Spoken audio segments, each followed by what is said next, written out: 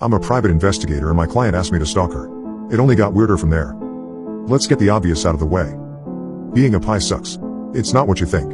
It's pretty much harassing women. Men hire pies to go harass their wives and girlfriends, and once in a blue moon you get asked to find a missing dog, or to harass a man instead. But that's it, really. Sometimes I'm looking for hard evidence of infidelity, but a lot of the time my clients just want to rattle the soon-to-be ex. To make them paranoid and jittery and less reliable in a courtroom, or less likely to pay attention to small print agreements that stiff them out of the holiday home. So that's my job. I'm a pawn, and it is almost always on behalf of the kind of men who think women reading a book in public are secretly looking for male attention. I don't have an office. I did for a short while. But things are tough, as I'm sure many of you know, and pie work isn't exactly lucrative. I don't know why I'm still doing this job, except to say I'm my own boss, and it's not easy out there. I went into this with vastly different expectations. If anyone wants to hire someone who was convicted of insurance fraud while training to be a police officer, let me know. Otherwise I'm on my own, following people in cars and sleeping in dingy motels. So when someone reached out looking for a guy to stalk them, I just figured it was a fetish thing. I got a nephew who went to art school and makes big bucks painting cartoon characters doing fucked up stuff. He ain't painting the Sistine Chapel, but he pays the bills and looks after his family.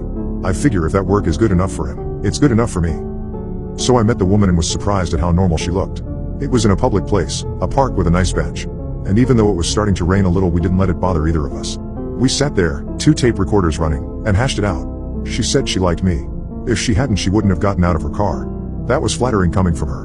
Good-looking woman. Professional. I didn't know at the time, but I'd quickly figure out she was a forensic accountant. Anyway, we got talking. She never gave me her motivation, but I would later come to understand her as an amateur narcissist. She was new at loving herself.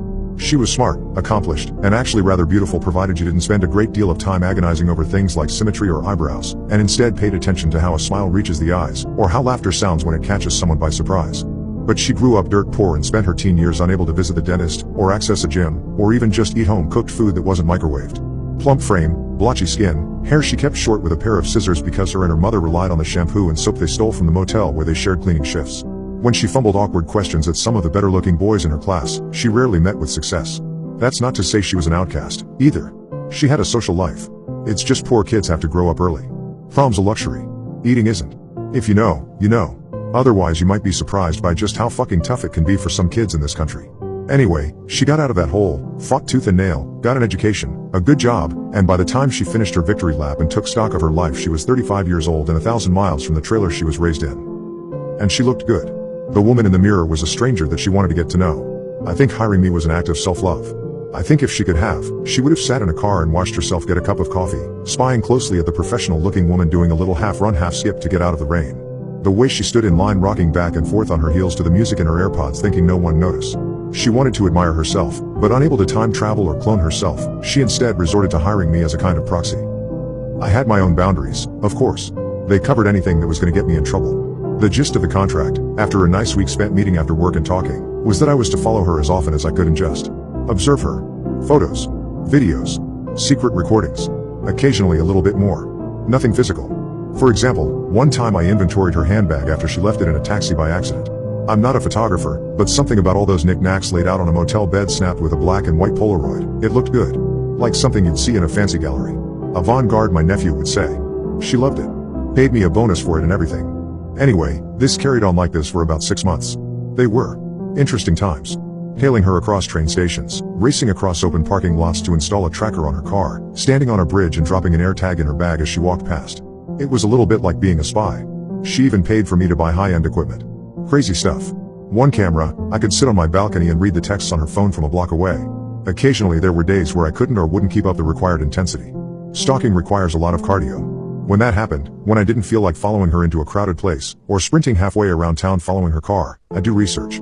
I'd investigate who this woman had once been. I created fake Facebook profiles and tracked down old school friends, spoke to former teachers, lovers, all of that. The whole job was a matter of mapping her out, like she was a country, you know? And a country isn't just hills and rivers and borders. Countries have history. She was happy with my initiative.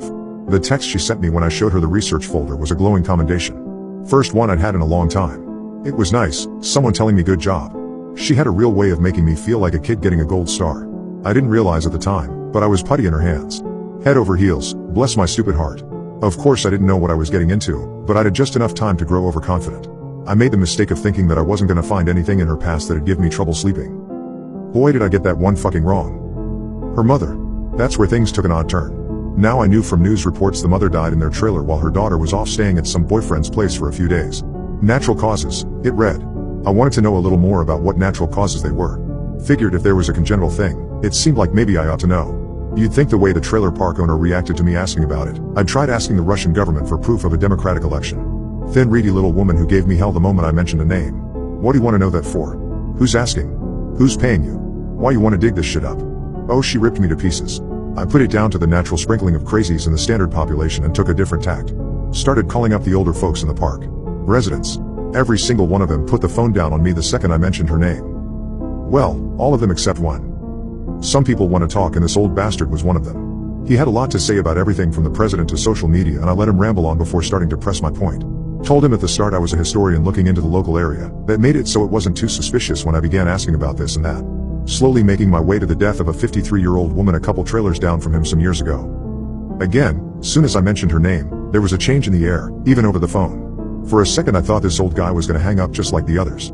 Could hear him smacking his dry lips as he mulled it over. Francine didn't deserve what happened to her, he said after a while. She wasn't a good woman. Didn't treat her daughter too good neither. But didn't deserve what happened. Maybe if they'd found her earlier, some of those fellas in white coats could have got more evidence, put that little wretch of hers away. But from what I understand, weren't much left of her at all. Then he hung up, leaving me with a whole lot of questions. This frustrated me. I had, until now, had a fair bit of luck at this new profession of mine. They say be careful what you get good at. Sad truth was, I was getting good at stalking and this was my first real roadblock. I remember the way I felt when she told me good job and it bothered me I couldn't really say much about this critical part of her life. That and, well, maybe I still got a chip on my shoulder about being a failed policeman. If you give me a problem, I can sometimes drive myself crazy looking for a fix. So I hopped in my car and drove to the trailer park, damn near on the other side of the country. Don't know I was hoping to find. No way the trailer was still there, and it wasn't. But what I found odd was the lot hadn't been replaced. There was a hole in the ground, about the right size, and nothing else. Just an empty spot where the trailer had once stood. And the trailers on either side weren't occupied either. I could tell by politely and legally looking through the windows. Most of them were cleared out, but a few weren't. They still had plates and other knickknacks left hanging around, like the owners had left without bothering to pack. You shouldn't hang around there, mister. The girl who